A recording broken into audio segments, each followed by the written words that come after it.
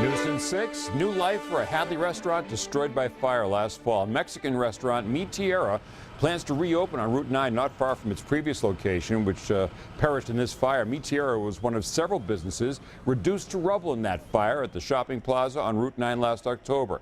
That fire destroyed 12 businesses. Tierra's owners posted on their Facebook page that they have agreed to purchase the Shiki Asian Fusion Restaurant building on Russell Street, which is Route 9. The Facebook post says they hope to open their new location by September.